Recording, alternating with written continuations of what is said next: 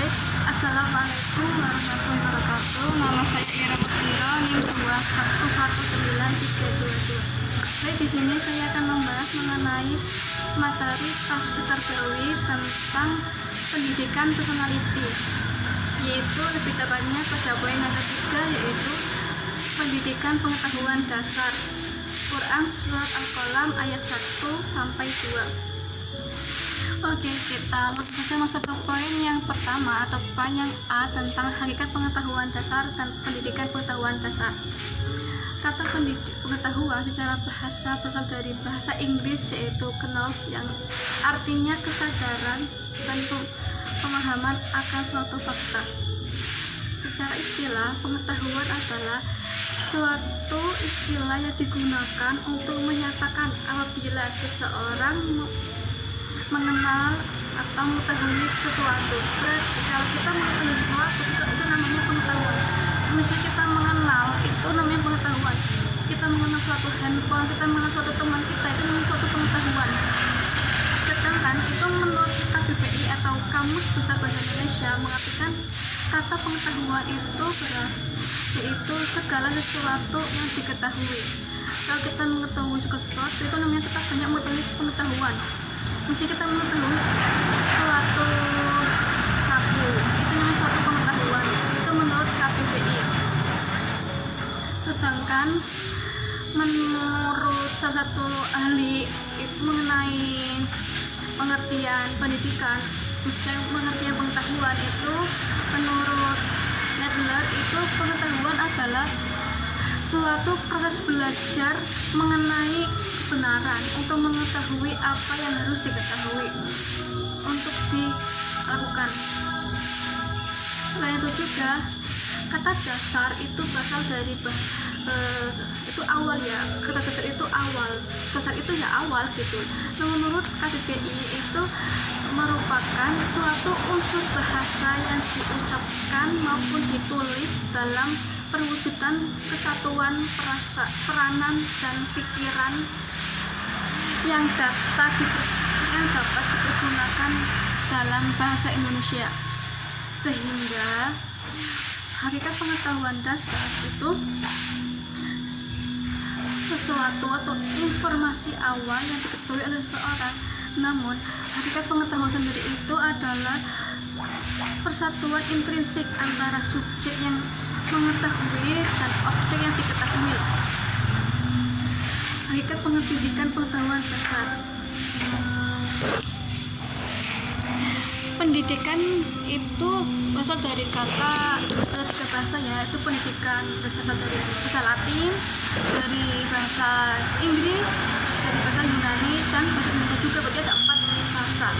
Yaitu dari bahasa Latin itu educom, itu dimana educom itu terdiri dari kata dan duko, dimana itu artinya perkembangan dari luar ke dalam, dari sempit ke luar, dan duko itu mengalami perkembangan.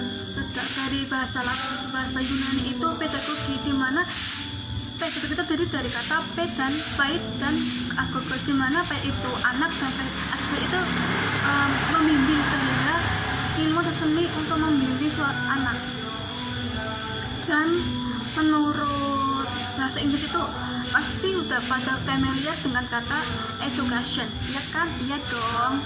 Maka dari itu secara bahasa Indonesia, ya, berarti dari Kamus Besar Bahasa Indonesia atau biasa dengan KBBI itu mempunyai makna itu dari kata fisik yang kemudian diberi awalan P dan diberi akhiran kan, menjadi pendidikan, dan artinya itu perbuatan. Sehingga pendidikan itu ya perbuatan apa?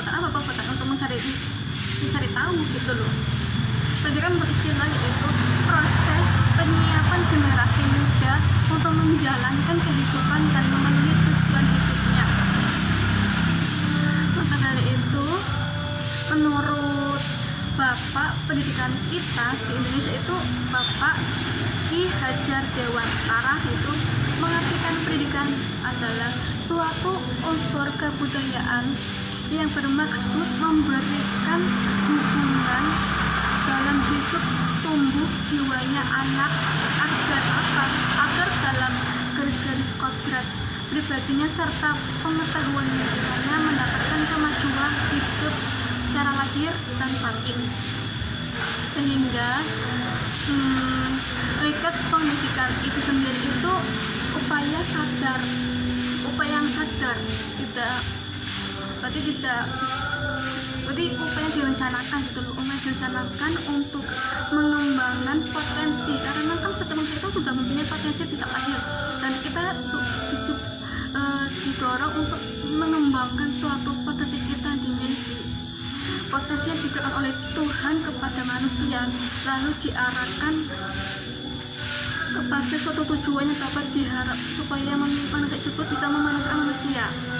Sehingga pendidikan pengetahuan dasar ialah suatu proses informasi awal yang diketahui oleh seseorang untuk menjadi generasi muda supaya bisa menjalankan hidupannya dan bisa memanusiakan manusia lainnya. Dan supaya bisa menjalani tujuan atau memenuhi tujuan hidupnya dalam suatu yang lebih baik lagi. Baik, kita langsung masuk ke poin yang kedua tentang teori pengetahuan pendidikan dasar. Pendidikan itu sifatnya itu universal, di mana semua orang itu dapat mendapatkan suatu pendidikan, karena kita sebagai manusia itu diberikan akal oleh Allah supaya kita bisa berpikir lah. Untuk kita bisa berpikir itu kita harus berusaha untuk mencari pengetahuan atau mencari pendidikan sendiri.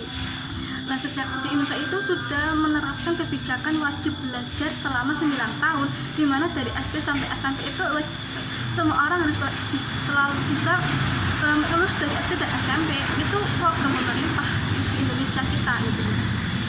Selain itu juga mengapa kita wajib untuk pendidikan, karena kita sebagai manusia diberikan Allah akal supaya bisa berpikir gitu loh, supaya bisa membedakan mana yang benar dan mana yang salah lah. Siapa sih sasaran dari pendidikan itu sendiri? Sasaran dari pendidikan adalah manusia. Karena apa? Karena kan tadi manusia itu juga diberikan Allah akal pikir dan sudah bisa berpikir gitu. Ilmu dapat melalui pendidikan. Pendidikan bermaksud untuk membantu peserta didiknya supaya dapat menumbuhkan potensinya atau mengembangkan potensinya. Setiap orang hidup harus mempunyai pengetahuan supaya hidupnya itu bisa terarah dan supaya kita bisa mengendalikan hidup itu. Kita sebagai manusia itu diciptakan oleh Allah untuk apa? Untuk menyembah Allah. Pendidikan dasar adalah pendidikan yang memberikan pengetahuan dan memberikan suatu keterampilan untuk menumbuhkan sikap dasar yang diperlukan dalam masyarakat serta mempersiapkan manusia untuk mengikuti pendidikan selanjutnya. Di dalam pendidikan ini itu terjadi peletakan dasar dari perkembangan manusia. Pendidikan dasar pada umumnya bertujuan untuk apa? Untuk mengembangkan sikap dan kemampuan serta memberikan pengetahuan dan keterampilan yang mendasar guna yang akan diperlukan untuk kehidupan masa yang akan datang atau masa depan. Kita masuk ke pertanyaan kecil tentang dalil pendidikan pengetahuan dasar Quran Surah Al-Qalam ayat 1-2, surat yang ke-68. Oke, kita langsung saja masuk ke dalil ayat pertama, yaitu A'udzubillahi minasyaitonirrajim. Bismillahirrahmanirrahim. Nun wal qalami wa ma yasturun ma anta bini'amati rabbika bimajnun. Yang dua ayat tersebut itu mempunyai artinya. Arti ayat pertama itu nun itu kan tidak bisa hanya Allah yang tahu ya, karena kan itu ayat salah satu ayat mutasyabihat, di mana ayat tersebut itu hanya Allah yang mengetahui saja. Manusia kan mengetahui karena ada dasarnya yang penting, namun nun itu yang mengetahui hanya Allah Ta'ala gitu loh. Lalu wal qalami wa ma yasturun, demi kalam dan apa yang mereka tulis. Kemudian yang kedua yaitu mengartikan kata berkat nikmat Tuhanmu, kaummu Muhammad sekali-kali bukan orang gila. ada 3 tafsir yang menafsirkan Quran surah Al-Qalaq ayat 1 sampai 2, yaitu tafsir Ibnu Jarir, tafsir Quraisy Shihab, dan tafsir Al-Maraqi. Tafsir Ibnu Jarir itu secara kesimpulan bahwasanya ayat ini itu ayat di atas itu Allah bersumpah dengan manfaat dan kebaikan yang dapat diperoleh dari tulisan. Selanjutnya tafsir dari Quraisy Shihab itu menyatakan, menurut Quraisy Shihab, kata mereka itu menunjuk pada malaikat, para penulis wahyu, dan mereka manusia sehingga lafaz tersebut diartikan sebagai tulisan yang dapat dibaca. Maka secara keseluruhannya itu diartikan bahwa ujungnya itu bahwa Allah bersumpah dengan segala manfaat dan kebaikan yang diperoleh dari tulisan. Secara tidak langsung ini merupakan anjuran kepada umat Islam supaya bisa membaca dan menulis, karena kalau kita banyak untuk membaca dan menulis kita akan mendapatkan suatu manfaat yang lebih banyak. Dari ketiga itu tafsir Al-Maraqi itu dan maksudnya itu menyatakan bahwasanya Allah tidak akan bersumpah kecuali dengan perkara-perkara yang besar. Sumpah dengan matahari, bulan, dan sebagainya merupakan kebesaran Allah. Bila Allah bersumpah dengan pena dan tulisan, maka ia menunjukkan luasnya ilmu pengetahuan. Oke, kita sudah banyak kerja tentang analisis pengetahuan dasar sebagai dasar kehidupan. Kita sebagai manusia itu tentunya mempunyai akal pikiran kan ya, karena kan semua manusia itu diciptakan oleh Allah mempunyai akal pikiran, dan setiap manusia itu mempunyai tujuan hidupnya masing-masing.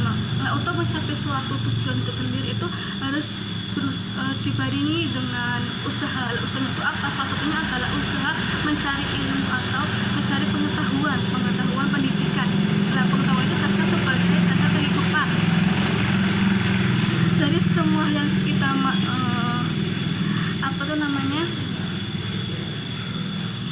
pengetahuan itu sangat penting untuk kehidupan manusia, untuk sebagai dasar kehidupan manusia. Jika kita mempunyai dasar pengetahuan yang baik, maka kehidupan kita juga akan menjadi lebih baik gitu.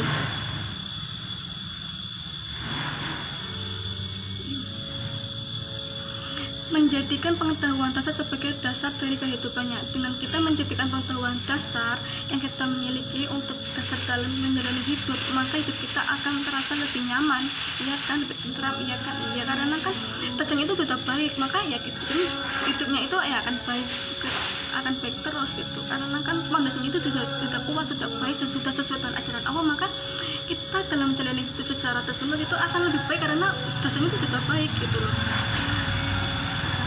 Menurut Profesor Dr. Morgan MAG itu menyatakan bahwasanya di dalam Al-Quran ada 3 makna dasar hidup, yaitu rasa, tahu, dan sadar, serta gerak yang dinamis.